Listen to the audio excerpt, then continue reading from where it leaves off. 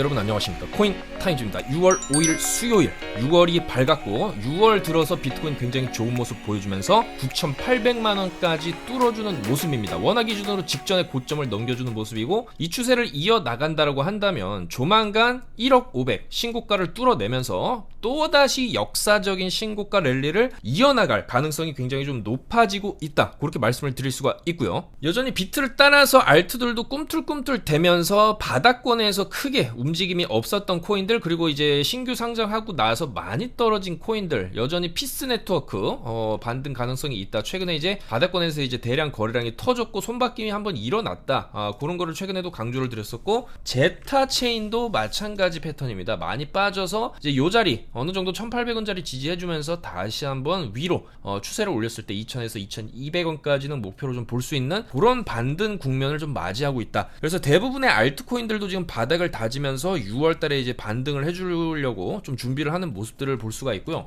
그동안 또 많이 눌려서 큰 움직임이 없던 이런 수위 같은 코인들도 서서히 방향을 돌리면서 현재 이때 아래꼬리 달고 나서 쭉 6일 연속으로 조금 상승하려는 움직임을 보여주고 있습니다. 그래서 이런 코인들은 상장하고 나서 쭉 많이 내려왔다가 이런 식으로 올라가는 패턴을 보여줬기 때문에, 지금 어떻게 보면 피스라든지 제타체인 같은 경우에도 과거에 뭐 블러라든지 수위가 겪었던 패턴대로 한번 눌려주는 구간, 이런 자리일 수 있다, 그렇게 보여지거든요. 그래서 충분히 그런 코인들 위주로 조금 반등해주는 그런 6월이 되지 않을까, 그렇게 볼 수가 있겠고, 6월에 굉장히 중요한 메인 이벤트 바로 CPI와 FOMC가 6월 둘째 주, 바로 다음 주죠. 12일하고 13일에 잡혀 있습니다.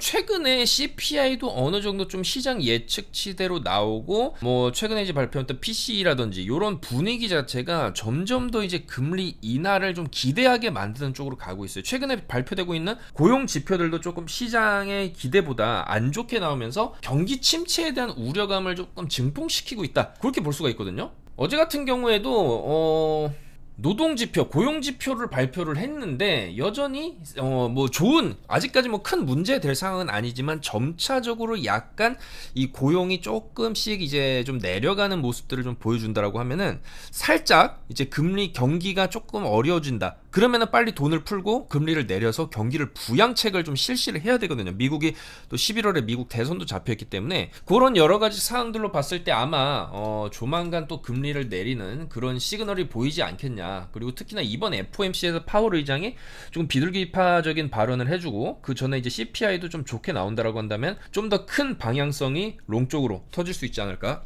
그렇게 생각을 해볼 수가 있겠습니다. 그래서 최근에 비트코인도 12시간 분 기준으로 보시면은 이 72,000의 벽이 있습니다. 여기서 최고점을 찍었을 때는 73.7K 최고점이고, 이 이후에는 계속적으로 이제 72K 부근에서 벽을 이제 뚫지 못하고 계속적으로 좀 밀리는 모습들을 보여줬는데, 사실상 계속 두드리다 보면은 열리게 되어 있습니다. 그래서 72K, 72,000달러를 좀 돌파해준다라고 한다면 역사적 신고가까지 거리가 얼마 안 남았기 때문에 이런 식으로 뚫어주고 이런 식의 랠리를 또 보여줬을 때 비트코인 80K, 8만 달러까지도 조금 노려볼 수 있는 그런 장세를 좀 이어나갈 수 있지 않겠냐. 그래서 최근에 이제 비트코인이 보여주고 있는 반등세 자체가 굉장히 조금 의미 있어 보인다. 이 반등세를 좀 지켜나가기 위해서는 여전히 이 66,000달러, 66,600달러 정도는 좀 지지를 해주면서 이 안에서 좀 왔다 갔다 하더라도 뚫어내는 모습을 조금 나와준다고 한다면, 비트코인과 더불어서 이더리움 그리고 알트코인 대부분이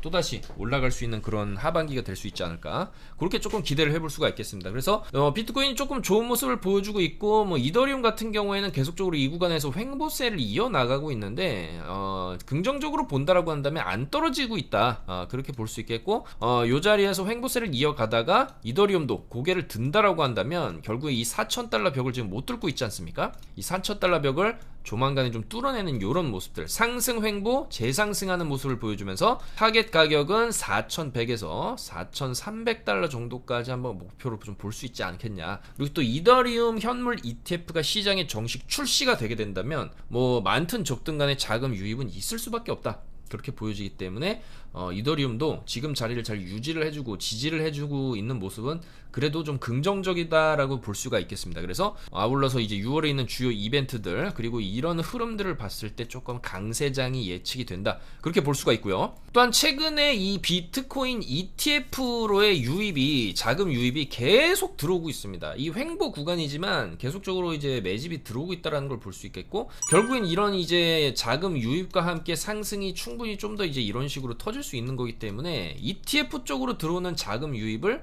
상당히 또 긍정적으로 볼 수가 있습니다. 특히나 6월 4일 어제 유입된 이 ETF 쪽으로 이제 유입된 그 규모 자체, 자산의 규모 자체가 역대 두 번째 규모로 확인이 되고 있고, 여기 보시면은 엄청난 이제 이 양봉 보이시죠? 요때가 첫 번째, 어제가 두 번째 유입이었다는 겁니다. 이거는 무슨 얘기냐면은 그만큼 앞으로의 가격 상승이 예측이 되기 때문에 이런 자금들이 지금 비트코인 ETF 쪽으로 흘러 들어오고 있다라고 좀 판단을 해볼 수가 있고요. 그렇다면 왜 이렇게 자꾸 이제 현물 ETF 쪽으로 유입이 들어오냐? 지금 이 현물 ETF 전체 ETF의 규모 자체는 614억 6천만 달러입니다. 한국 원화 기준으로 따지면 약 84조 원 어치의 어마어마한 자금이 이미 ETF로 들어와 있기 때문에, 물론 가격이 올라가고 이런 이제 ETF 쪽에 이제 투자를 했던 그런 사람들도 80K, 90K 이렇게 가면은 뭐 익절하는 물량이 나올 수는 있습니다. 다만 거시적인 사이클로 봤을 때 이렇게 이제 ETF 쪽으로 자금을 투입하는 이유 자체는 일단은 금리 인하를 할 것이고, 자금이 이제 시장에 풀리고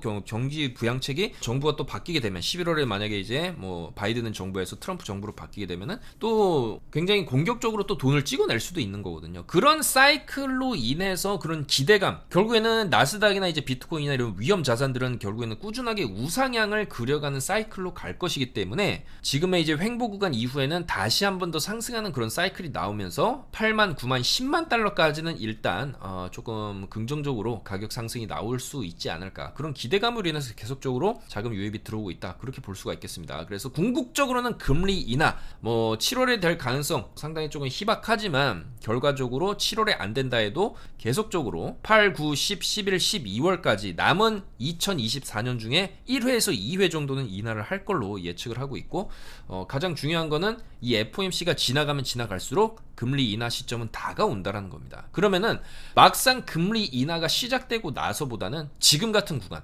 고래들이나 핵심 투자 기관들도 가격이 막 올라가는 구간이 아니라 올라가기 전에 미리 지금 같은 구간에 매집을 하는 그런 상황일 수가 있다. 그렇기 때문에 84조 원어치가 이미 ETF로 흘러 들어오고 있다, 그렇게 볼 수가 있겠죠. 그래서 큰 뭐 유출만 없다라고 하면은 앞으로도 이제 계속적으로 ETF 쪽으로 자금 유입은 좀 기대를 해볼 수가 있고요. 그와 맞물려서 알트코인들도 그렇게 됐을 때 충분히 좀 반등이 나올 수가 있겠다, 그렇게 말씀을 드릴 수가 있겠습니다. 그리고 이제 이더리움이 만약에 이제 6월 중으로 시장 출시가, ETF 시장 출시가 된다라고 했을 때 이더리움 클래식에 대해서도 우리가 조금 긍정적으로 바라볼 수가 있습니다. 지금 반감기도 지났고 주봉 관점에서 봤을 때 저번주에 음봉을 기록하긴 했지만 뭐 그렇게 크게 빠지진 않았습니다. 요 정도 자리에서 어제 양봉 마감을 해주고 오늘도 나름 그 양봉 마감 상부 지점에서 지지를 잘 해주고 있기 때문에 이더리움 클래식도 이더리움이 올라간다라고 한다면 조금 기대를 해볼 수가 있습니다. 최소 여기 48,000원짜리 위로는 한번 뚫어주는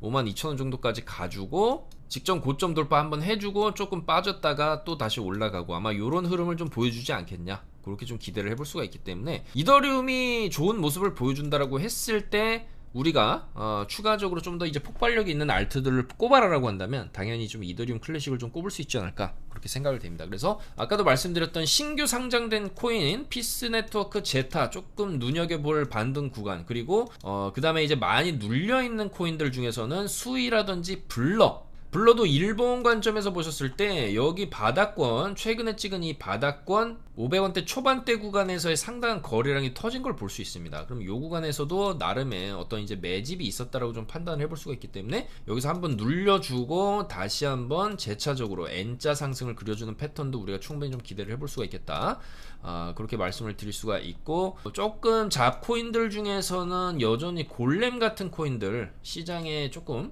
변동성이 좀 크게 나오는 코인 중에 하나라고 볼 수가 있겠습니다. 그 주봉 관점에서 보시면 눌리고 올리고 눌리고 올리고 지금 눌렸는데 살짝 양봉 전환 주봉상으로 좀 해주려고 하고 있어요. 그럼 주봉 관점에서 이런 아래꼬리 양봉 이후에 나름 1, 2주간의 반등세를 또 보여줄 수도 있기 때문에 800원에서 900원까지의 반등도 조금 여기는 손절 잡아야 되겠죠. 647 손절 잡고 반등을 한번 노려볼 수 있는 그런 잡코인이 아니겠냐, 그렇게 생각을 해볼 수가 있겠습니다. 그래서 최근에도 이런 이제 코인들 에 대한 정보, 올라갈 만한 코인들 반등 자리에서 카톡방에서 계속적으로 좀 설명드리고 있고, 요런 자리 맥점 자리에서도 롱 진입해서 충분히 수익을 내고 있습니다. 6월 4일 어제죠. 6시 58분에도 롱을 드렸습니다. 여 자리죠. 여기 충분히 눌리고 나서 롱을 쳤는데 쭉 이제 지금까지도 상승세를 유지를 해주고 있습니다. 자, 그 결과 비트롱 153% 수익. 그리고 최근에 강력한 상승세를 보여주고 있는 밈코인이죠. NOT 코인에 대해서도 저희 방에서 계속적으로 조금